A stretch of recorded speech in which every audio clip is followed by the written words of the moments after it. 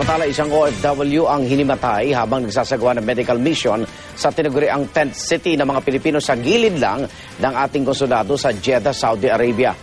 Init at pagod ang dahilan ng pagkulap ni Hasbiya Andong Mahmoud, isang medical worker si Mahmoud na tumutulong sa pagbibigay ng atensyon medical sa mga Pilipinong naninirahan sa tent city.